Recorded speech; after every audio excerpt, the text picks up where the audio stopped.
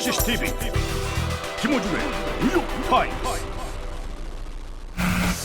태풍 볼라벤이 전국을 휩쓸고 간 것보다 더 심각한 문제. 김호준 씨가 여기 왜 안 나왔는지 거기에 대해서 먼저 하호영 기자가 얘기를 좀 해주고 시작을 하죠. 네, 안녕하세요. 하호영입니다.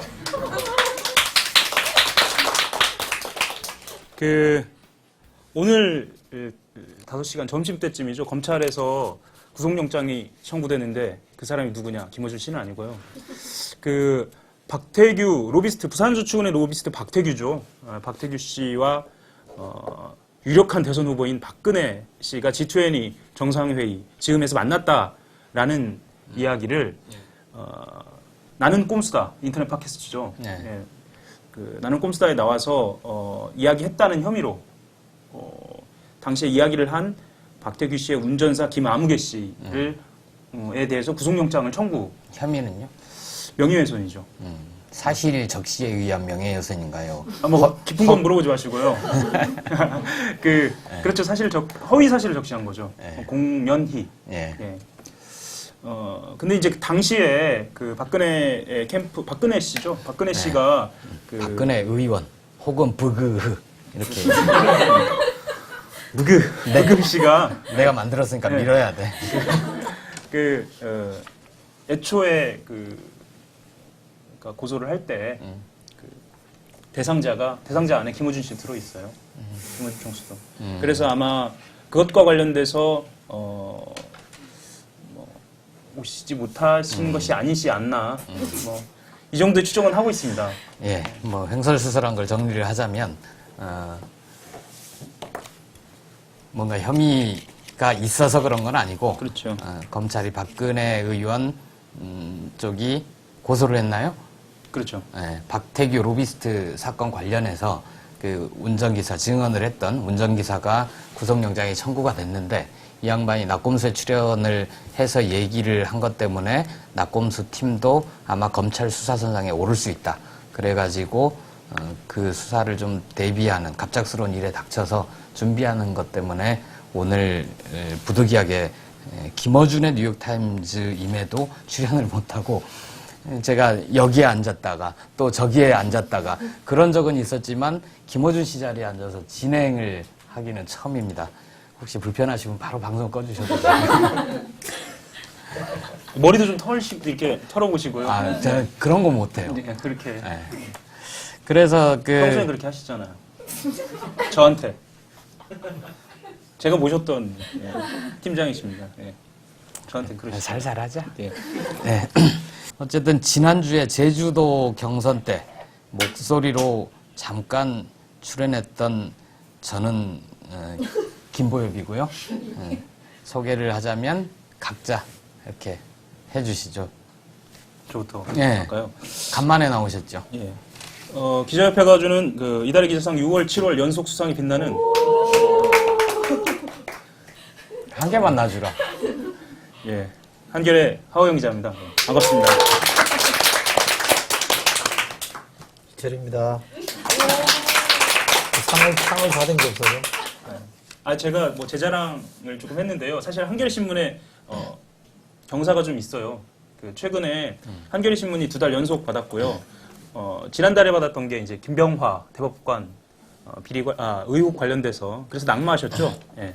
그거를 받으시고 이번 달에 받으셨네요. 지난달엔 GPS 간첩 사건 특종이었고 다음 달에 하나 예약해뒀죠. 용역. 예, 용역 보도. 용역 폭력 보도. 예. 그게 이제 한겨레에서 시작한 겁니다. 예. 그리고 저는 이제 병원 OTL이라고 여기서 한번 얘기를 했는데요. 치질 수술 받을 뻔한 사연. 아니 그러니까 그걸로 받았어요, 저는. 6월, 7월에 한국 기자상을 받는데 다 하호영 기자가 참여를 했다는 겁니까? 그런 한겨레에 다니고 있는 하호영 기자라는. 약간 물타기를 좀 해봤어요. 무슨 소리인지 잘 못 알아들으시게. 제가 무슨 소리 하나. 네, 하호영 기자는 저랑 같이 일도 해보고 제가 참 말도 안 되는 기사 많이 고쳐주고 그랬는데요. 기자의 가장 필요한 자질, 부지런함, 그 다음에 기사 욕심 이런 걸 두루 갖추고 있는. 그리고 게다가 재간둥이에다가 오늘 잘한다. 그래서 하호영 기자가 굉장히 부지런하고 기사 욕심이 많아요. 훌륭한 기사를 참 많이 쓰는 제가 후배지만 참 존경하는 기자입니다. 근데 기사를 못 써가지고 많이 혼나. 그리고 이철희 소장님은 처음에는 막 악성 댓글이 이 시청자분과 여기 이 객석에 계신 분들이 대체로 김어준 씨를 좋아해서 김어준 총수한테 앵겨 붙으면 무조건 싫어하거든요. 처음에 댓글이 막 그러더니 분위기 파악이 안 된 거지. 그날 나가다가 내가 사태 파악을 한 거지. 날로 그 인기가 그냥 높아지고 그래서 또 좀 너무 나긋나긋하게 했더니 또 재미없다고 또 얘기하시네. 진짜 세게 붙어. 오늘 들이대려고 그랬는데 안 오네. 근데 제가 저라도 대신 싸우려고 그랬는데. 네. 그 우리 생각은 좀 비슷하지 않나요? 그러니까 좀 억지로라도 좀 싸워보자. 예, 어쨌든 지난주에 헤어스타일 갖고 시비 걸더라고. 머리 가지고 하도 싸울 게 없으니까. 뭐 지는 내가 그랬지, 그래서. 나는 어떡하라고. 그러지. 사자 갈기 머리. 그렇습니다. 오늘은 얘기거리가 한 3-4가지 정도 될 것 같은데요. 일단은 아주 근데 오래된 김어준 총수가 못 나왔다 그러니까 그 문제부터 잠깐 하고 가죠. 그럴까요? 뭐 네. 검찰의 작태에 대해서 좀 검찰 얘기하고 합시다. 작태. 여기 대본에는 없는데요. 최근에 검찰이 너무 과한 것 같잖아요. 그죠? 막가는 것 같죠? 깜짝 게스트? 어디서 많이 뵌 분이?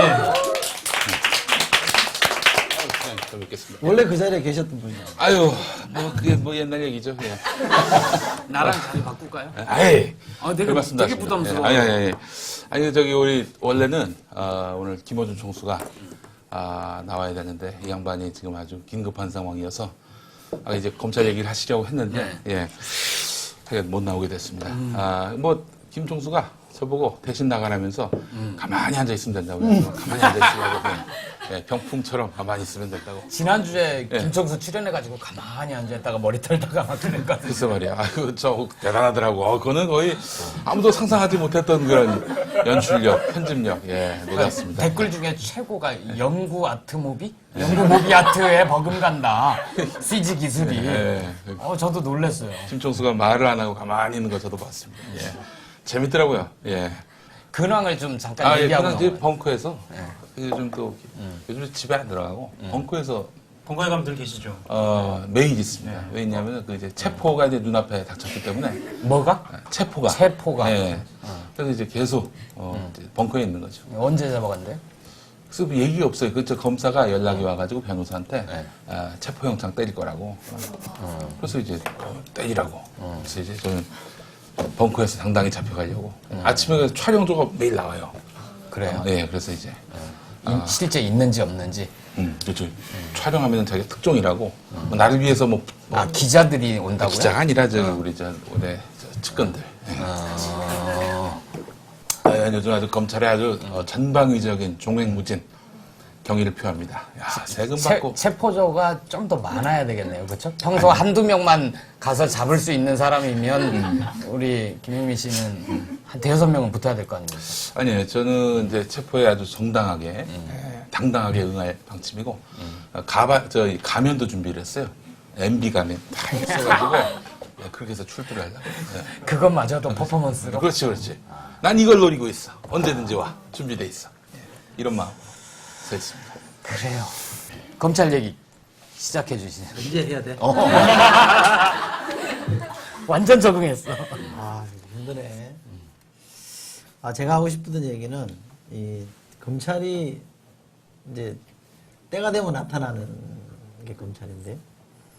정권이 이렇게 바뀔 때쯤 되면 검찰이 아주 주역으로 등장합니다. 우리 대한민국 선거에 아주 철칙 중에 하나. 한 번도 예외 없이 등장을. 그래서 제가 일찌감치부터 이번 대선은 검찰이 개입 안 하는 대선으로 치르는 게 좋겠다라는 얘기를 해서 물론 우리 마음대로 되는 건 아닙니다만 근데 아니나 다를까 결국 그렇게 됐는데 제가 이제 검찰이 너무 지나치게 준동하는 거에 대해서는 지금 얘기한 것처럼 뭔가 엉뚱한 걸 물어가지고 대형 사고가 날 것 같아서 속으로 쾌재를 부르고 있는 것도 있지만 다른 한편 그 끝만 있는 게 아니고 지금 다른 끝까지 해서 전방위로 지금 막 밀고 들어오잖아요. 그래서 제가 그 민주당에게 조금 아쉬운 대목이 그런 겁니다. 박근혜가 비대위원장 시절에 총선 직전에 민간인 불법 사찰이 터지고 나서 법무부 장관 퇴진시키겠다라고 퇴진을 요구를 했었거든요. 사퇴해야 된다고 요구를 했잖아요. 있었죠. 끝나고 나서 한마디도 얘기를 안 해요. 그럼 민주당이 그걸 물고 늘어져서 법무장관이라도 퇴진을 시켰으면 이게 검찰이 저렇게 야당이나 이쪽을 만만하게 안 볼 텐데 나는 그걸 잘못 풀었다고 생각해요. 여러 번 내가 문제 제기를 했었거든요. 이거는 계속 밀고 가야 되고 그러니까 박근혜 약속 지킨단 말 거짓말이에요. 그거 하나만 봐도 거짓말인 게 분명하죠. 자기 약속을 자기가 안 지킨 원칙과 사람이기 신뢰의 정치인 아닙니까? 아니, 그건 자기한테 유리할 때는 원칙과 신뢰고. 이런 검찰을 사실은 이렇게 제어하는 방법이 뭐, 이렇게 여러 가지가 있을 수 있는데요. 그러니까 지금은 검찰총장, 법무부 장관이 저쪽 라인으로 다 차이졌는데, 교묘하게 민주당이나 야권 선거를 지금 괴롭히고 있잖아요. 그럼 여기서 딱 하나 들어가서 우리가 의혹을 제기할 수 있는 게, 박근혜하고 MB하고 뭐가 있는 것 같아요. 뭔가 스토리가 있는 것 같아. 이렇게 죽이 잘 맞을 수가 없고요. 또 역사상 여당의 정치사를 보면 현직 대통령 임기가 1년도 더 남았는데 당대표가 저렇게 평화적으로 교체된 적이 없어요. 현직 대통령이 자기가 곰바고 되는 거를 가만히 이러고 있는 거야. 상상이 안 되는 그림을 그렸잖아요. 그리고 지금 검찰권이 뭔가를 행사하는 거 보면 하여간 용의주도하게 뭔가를 이렇게 압박해 들어오잖아요. 그러니까 검찰이 이 정치 검찰이라는 게 사실 이런 데서 확인이 되는 거예요. 선거 때만 되면 검찰이 뭔가를 딱 잡고 캐스팅 보트 역할을 하겠다고 달려드는 게 정치 검찰의 유력한 증거인 것이고 그 정치 검찰을 다루는 야당의 능력이 조금 부족하다. 진작에 이 문제를 가지고 제대로 대응을 했으면 저는 상당 부분 방어가 됐을 거라고 생각하고 지금 김우중 같은 이런 것도 사실 막을 수 있는 여지들이 있는 거죠. 이렇게 한번 무너지기 시작하니까 전체가 쭉 밀리어 들어오는 거잖아요. 그럼 전방위로 밀고 들어오는 겁니다. 그러니까 이 싸움을 잘못 풀었다는 것이고요. 앞으로도 이런 문제를 할 때는 검찰의 사건을 바라볼 때 절대로 팩트로 보지 마시고요. 제가 볼 때는 사실관계로만 가지고 뭔가 이 검찰이 수사하는 걸 바라보면 검찰의 프레임에 빠지는 겁니다. 이거는 절대로 그렇게 보지 마시고 딱 보면 뭔지 알잖아요. 딱 느낌이 오잖아요. 그 프레임을 일관되게 고수할 줄 알아야 이길 수 있는 겁니다. 그러니까 검찰이 선거에 올 연말 대선에 개입하기 시작했다. 개입한 거죠, 사실은. 그러니까 이 부분은 한국 민주주의를 후퇴시키는 여러 가지 요인 중에 하나라고 저는 보거든요. 그러니까 이거는 반드시 어떻게 해서든 했어야 되는데 사실 민주당이 검찰개혁을 내걸었잖아요. 근데 검찰개혁을 내걸었으면 검찰은 사생결단으로 덤빌 수밖에 없기 때문에 방어를 했어야 되는데 방어를 못한 거고 저는 안대희라는 사람을 무슨 이 법관을 왜 정치쇄신 특위위원장을 시킨지를 모르겠어요. 법관은 그냥 그렇게 하면 되잖아요. 사실은 안대희는 그 옛날에 김문수가 경선에서 하는 거 있어요. 후보 검증위원회라는 걸 만들자 그랬거든요. 그래서 박근혜 검증위원회를 만들어가지고 안대희를 맡기면 돼요. 네. 그럼 친인척들 다 조사해보면 되잖아. 그 정치쇄신하고 상관없는 사람이잖아요. 2007년에는 그렇게 했잖아요. 검찰 출신 누구 그렇지. 내려다가 그렇게 해서 했잖아요. 권성동이 왔었지. 아니 그 검증위원회는 다른 사람이었어요. 나이 좀 있는 그 사람. 이렇게 하여간 뭐. 아, 그때 위원 중에 별명을 불독이라고 예, 불렀어요. 위원 중에는 권성동이 있었어요. 권성동. 안강민? 안강민. 그 결국 나중에 뭐 공천심사위원장하고 그런 사람 아니에요? 그랬었죠. 네. 그러니까 노태우 비자금 그렇게 추천했던. 풀면 되는데 왜 저기다 앉혀놨냐 그러면 지금 안강민 아니고 안대희 씨가 이 검찰개혁을 반대하는 사람이에요. 그러니까 검찰한테 사인을 준 거예요. 나는 그건 안 건드리겠다라는 사인을 주고 뭔가 이게 지금 뭔가 이렇게 공조하자라는 게 지금 명시적으로 저는 그렇게 드러난다고 그냥 대법관 출신이지만 기본적으로 대검 중수부장 지냈던 그랬던 검사 출신이죠. 검찰도 이번 대선에 확실한 이해관계가 있죠. 야권의 유력한 대선 주자 중에 한 명인 문재인 후보 같은 경우에 되게 유하게 생겼잖아요. 부드러울 것 같고 그렇잖아요. 근데 지난번에 저는 좀 깜짝 놀랐는데 그 관훈 토론회 때인가요? 검찰개혁 어떻게 할 거냐 얘기를 했을 때 인적 청산해야죠라는 얘기를 해요. 아이고 저 양반한테 저런 말이 나오네. 그 다음 말이 뭐였냐면 노무현 정부가 처음 집권했을 때는 이전 정부 사람들이 이전 정부 김대중 정부에서 이어져 왔던 거잖아요. 그래서 인적 청산까지는 하지 못했는데 이번에 우리가 집권할 경우에 사정 없다. 인적 청산을 하겠다. 그 표현을 쓰더라고요. 사정해야지. 사실 검찰이 그냥 검찰만 있는 것은 아니고요. 군 검찰도 있는데요. 그 벌써 뭐 잊혀진 이름일지 모르겠는데 이 가카 이 새끼 뭐 이런 그 트위터로 그런 글을 가카 올려가지고 예, 정확하게는 이 새끼라고 했습니다. 네, 어쨌든 뭐 성을 붙인 거구나. 새끼한테. 뭐 그렇다고 할 수가 있죠. 네, 네. 그분이 이제 조금 더 분명하게 상관모욕죄라는 그 성 붙여서 그래. 상관모욕죄라는 아주 희귀한 법률로 그 의율이 됐는데 얼마 전에 군검찰이 3년 구형을 했어요. 이게 어떤 의미가 있냐면 상관모욕죄에 상관에 대통령이 들어가느냐 마느냐에 대한 논란이 있거든요. 한 번도 대통령을 상관모욕죄의 상관에 포함시켜서 이렇게 그 3년 구형을 한 적이 없었어요. 그래서 굉장히 이례적으로 저희들은 판단하고 있고 내일 저기 선고 공판이 있는데 1심? 네, 1심 선고 공판이 있는데 사실은 바깥하고 좀 군검찰은 좀 달라서 검찰 개혁뿐만 아니라 군검찰도 반드시 개혁이 되어야 하는 상황이거든요. 그 아니, 굉장히 비관적으로 보고 있습니다. 군 결과가. 검찰에 있는 분들이 나중에 검사가 되는 거 아니에요? 나와서. 아니죠. 그건 아니고요. 아니에요? 변호사 예. 자격이죠. 예, 아. 군 법무관 10만 해야 되나? 10만 예, 년 해야 예, 되나? 군 법무관들이 이 군 검찰도 하고 판사도 하고 뭐 이렇게 됩니다. 그러니까 바깥하고는 우리가 생각하는 바깥하고 좀 다릅니다. 그러니까 이제 특히 이제 남자분들 여기에서 이제 여기 계신데 혹시 그 영창 가는 거 말고요. 이제 좀 험하게 이렇게 그 사고를 치셔가지고 그 재판을 받아보시면 아는데 받아보셨던 분들은 아는데 그 우리가 생각하는 법정하고 완전히 달라요. 이 피고인의 인권이라든가 이런 것들을 굉장히 의심스럽게 하는 그런 판결이나 판단들이 굉장히 많거든요. 그러면 그 자리에서 네. 그 자리에서 머리 박아 그렇게 시킬 수 있는 거예요? 그렇게는 아니고요. 그러니까 예를 들면은 그 이번 재판 같은 경우에는 이 그러니까 군검찰이 증거로 제시한 부분들이 대부분 기무사가 수사를 한 거거든요. 탄핵될 수 있는 증거들이 굉장히 많았어요.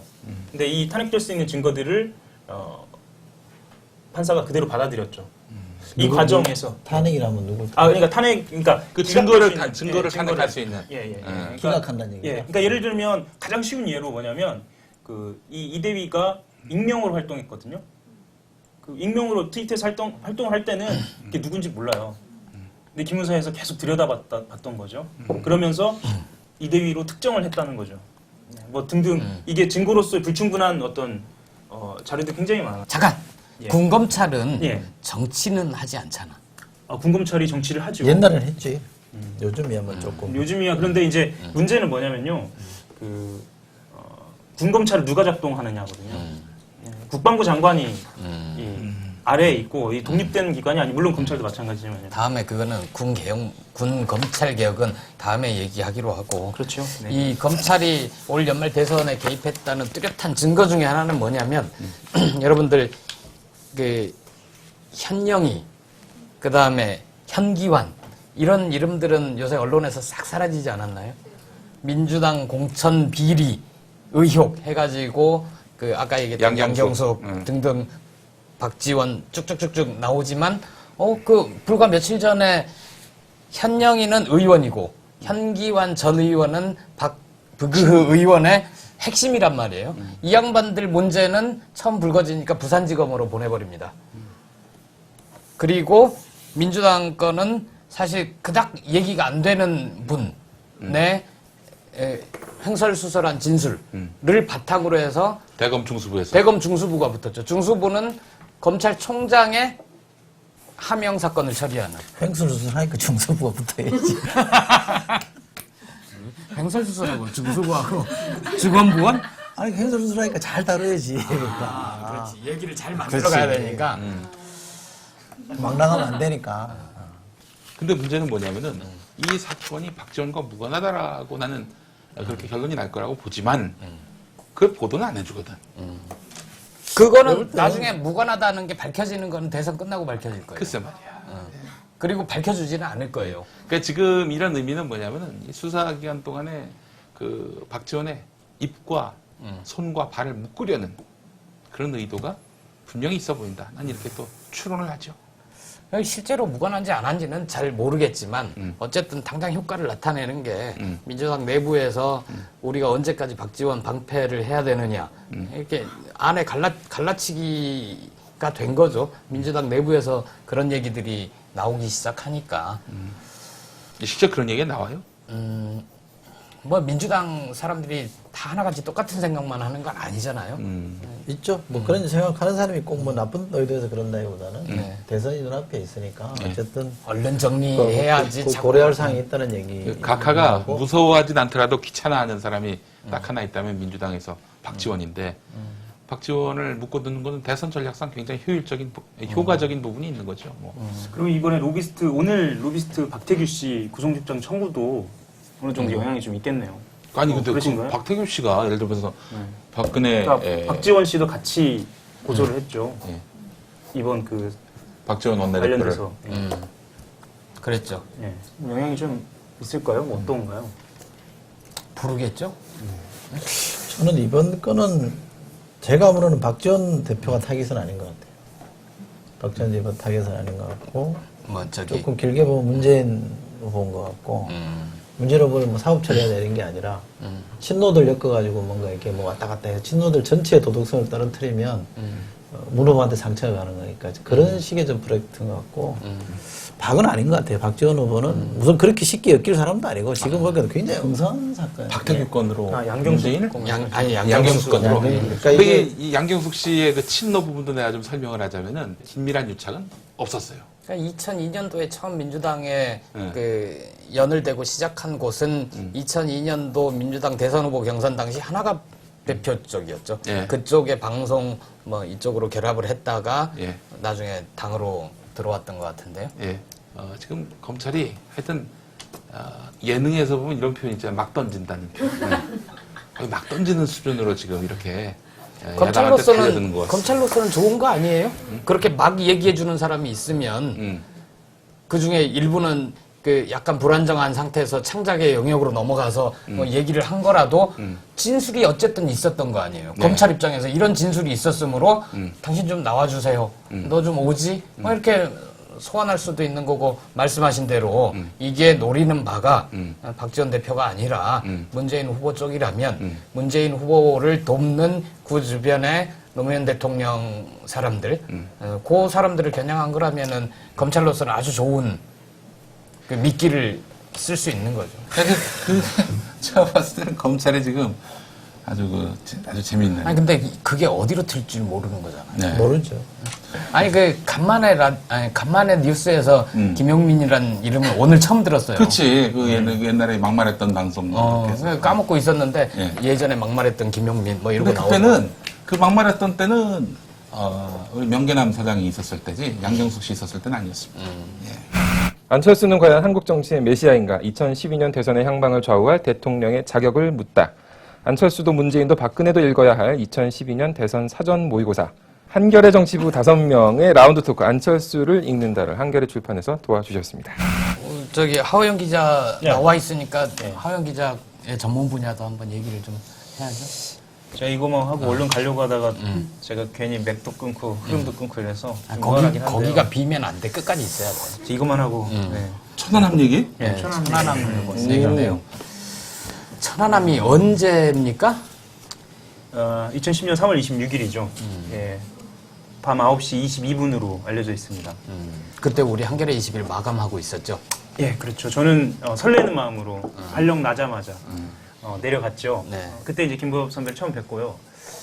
아니 이틀 뒤에 회사 그 전에는 한 번도 못 봤어 나를. 설레는 마음을 뵌 건 처음이에요. 아유 참. 아니 설레는 마음으로 갔는데 보고 놀랬다는 얘기 아니야 지금? 그때는 기대가 좀 있었죠.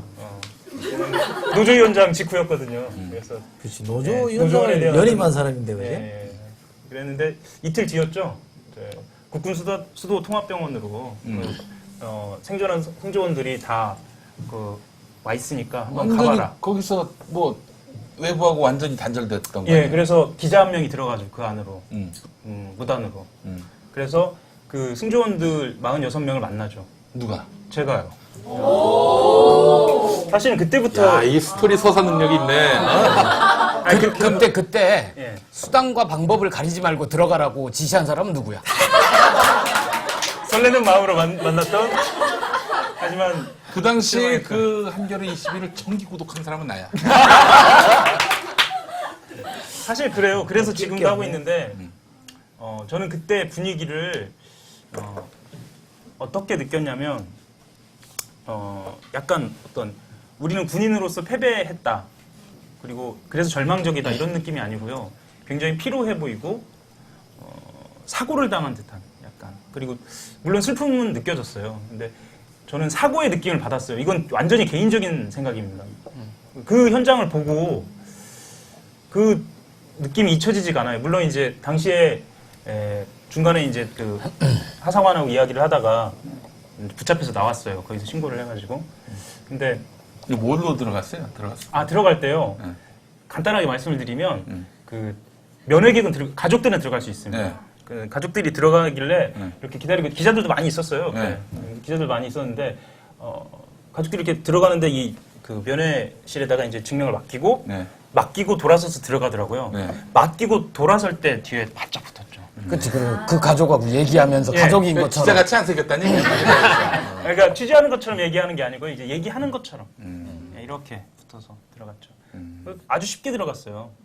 원래 지금 국방부 제가 출입해 보니까 그거는 그렇게 해서는 안 되는 일인데 그때는 수단과 방법을 가지고 어쨌든 그런 느낌이 있어서 지금도 좀 취재를 계속 하고 그런데 있고요. 그때 천안함이 왜 다시 지금 주목받기 시작한 겁니까?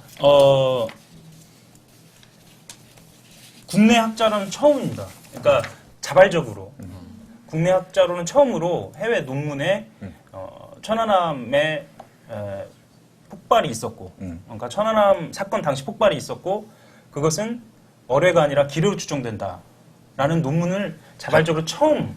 바닥바닥에 깐 지뢰. 지뢰가 그런 개념이죠. 그렇죠. 그런 개념이죠. 네. 네. 근데 그런 논문이 처음으로 이번에 최근에 실려서 보도가 됐습니다. 그리고 그게 다른 것이 아니고 버블주기라고 하거든요. 보통 그때 당시에 많이 보도가 됐었는데 꽝 터지면 이제 버블이 팽창 수축을 하는데 이 주기를 가지고 계산을 해보면 국방부가 발표했던 250kg이 아니라 136kg이 나온다. 폭약량. 예, TNT 기준입니다. 136kg은 뭐하고 일치하냐면요. 1970년대 후반에 박정희 대통령이 그 근처에 기뢰를 깔아라라고 했을 때 당시에 깔았던 기뢰하고 정확하게 일치합니다. 그거를 한겨레 21에서 특종 보도한 기자가 누구예요? 제가 그래서 들고 나왔죠.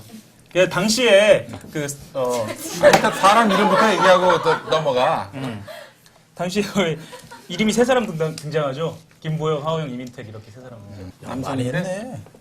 저도 꽤 해요. 많이 했어. 예, 제가 그때 보도했던 걸 조금만 읽어보겠습니다. 그때 당시에 전직 해군 최고위급 인사와 단독 인터뷰를 김보영 기자가 했습니다. 당시에 대단해. 예, 아니 근데 현직 최고위급 인사여야지 왜 전직이야 굳이? 현직은 말은 안 하죠. 당시에 기뢰를 100여 개를 깔았고 국방부에서는 상당수 회수됐다고 그랬는데 그게 아니라 10% 정도 회수된 것으로. 90%가 남아 있는 거. 예. 그리고 10%를 상당수. 거꾸로 아닌가? 네. 100여 개를 깔았는데 90여 개 놔두고 아. 10%만 회수한 거. 그랬나? 예. 아니야. 그 이름 괜찮습니다. 이름 달려 있는 게 좀 부끄러우지 않아요? 괜찮습니다. 괜찮습니다. 예. 그러면서 이제 여기까지는 굉장히 진지하게 쓰시다가 마지막에는 이러한 사실들은 이번 천안함 사고와 관련이 있을 수도 있다. 이렇게 마무리하셨죠. 그 양반이. 김보영 선배님.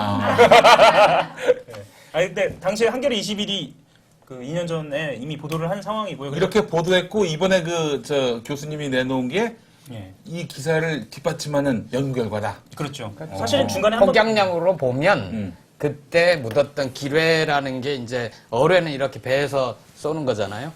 기뢰라는 거는 묻어놓고 육지에서 뭐가 들어온다 그러면 빵 눌러가서 터트리는 거거든요. 예, 이게 MK6라는 그 육상 조종 기뢰입니다. 예, 그래서 근데 여기에 대해서 그 국방부가 아주 재밌는 답변을 합니다. 이 최근에 제가 직접 받은 답변인데요. 천안함 보고서에서도 그걸 검토를 했었죠. 예, 제가 지금 들고 나왔는데 천안함 보고서에는 가능성 없음으로 그냥 결론을 내립니다. 그러니까 기뢰는 아예 가능성 없음. 근데 이 그 보도가 나간 이후에 가능성은 희박하다라고 태도를 아주 조금 없다에서 희박하다로. 예, 희박하다라고 바꾸면서 무슨 얘기를 하냐면요. 뭐 전문적인 얘기가 조금 들어가야 하는데 간단하게 윌리스 공식이라는 것을 이 김소구 박사, 이름 성함도 얘기 안 하고 얘기했네요. 김소구 박사가 피터만 그 이스라엘 지진연구소 피터만 박사와 같이 공조로 냈는데 윌리스 공식이라는 것을 썼어요. 근데 국방부에서는 그 윌리스 공식은 틀린 건데 왜 그것을 썼느냐? 그래서 그것은 믿을 수 없다라고 이야기를 했거든요. 근데 하지만 그건 실수였어요. 그 해명이. 왜냐하면 제가 지금 보고서를 갖고 나왔는데 이 보고서에 윌리스 공식으로 제가 왜 이 얘기를 말씀을 드리냐면 천안함 사건에 대해서 토론을 할 수 있는 그리고 그러니까 합리적인 의심으로 논의를 할 수 있는 그런 창구나 틀이 남아있지 않아요. 네, 그렇습니다. 그래서 그러니까 동시에 이제 기뢰설만 사실은 이야기된 것은 아니고요. 하나의 흐름이 있습니다. 최근에 한겨레 신문에서 그 어뢰 가능성이 없다라는 그 재미과학자 안수명 박사의 이야기도 나왔어요. 조금 말씀드려도 될까요? 네.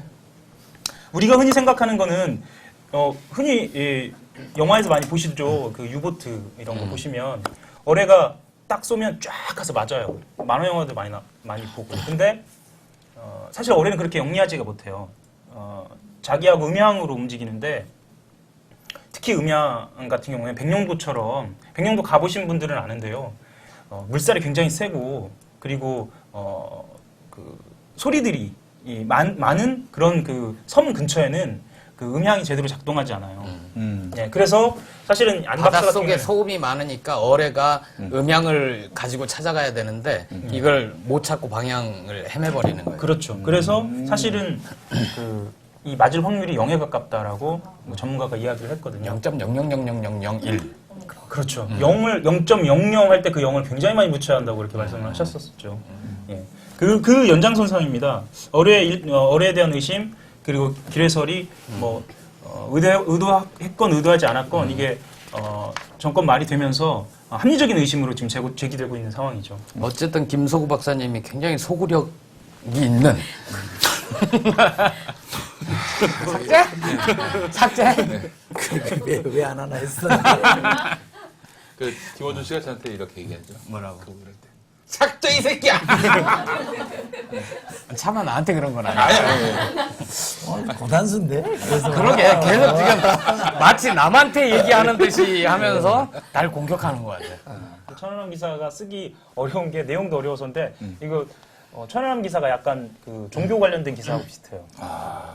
거의 기독교나- 이게 그 과학이 아니라 그 종교의 체계가 아니, 그 돼버려가지고. 믿음의 영역이잖아요. 지난번에 그 헌법재판소 조용환. 조용환 후보자 네. 그때 천안함 사고 정부 발표를 믿습니까?